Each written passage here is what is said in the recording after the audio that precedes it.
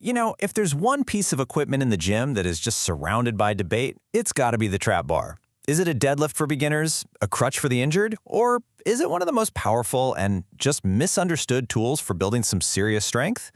Well, today we're going to cut through all that noise and get to the truth about the Trapbar Deadlift.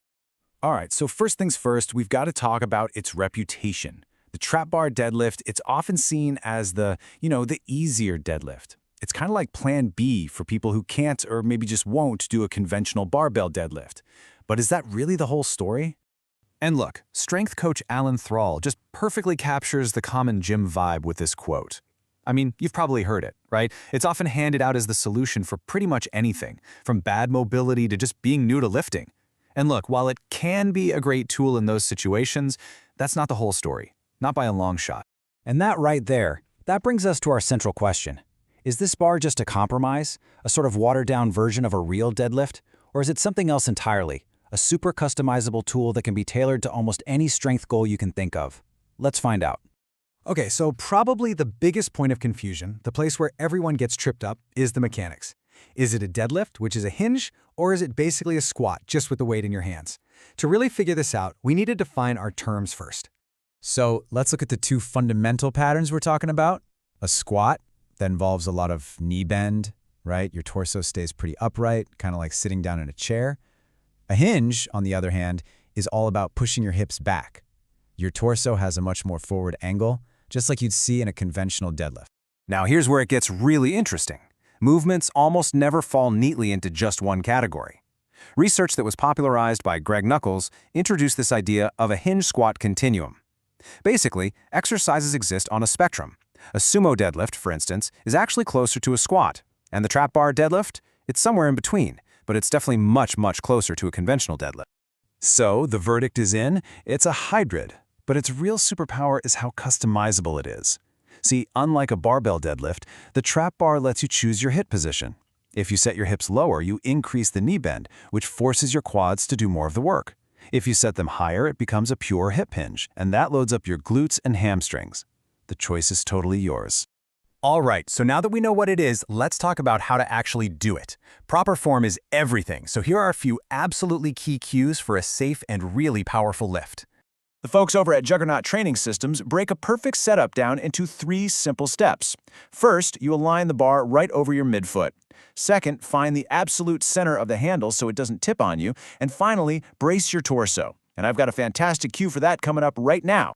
This cue from Chad Wesley Smith is just awesome, and it's all about engaging your lats. It sounds a little weird, right?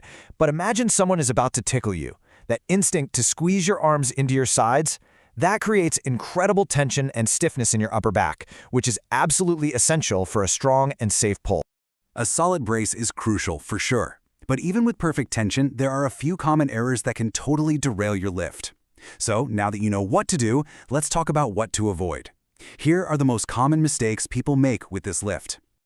Okay, the number one point of debate, the thing everyone argues about, is the handles. Most trap bars have a high set and a low set. Now, using the high handles lets you lift more weight, but is that always better?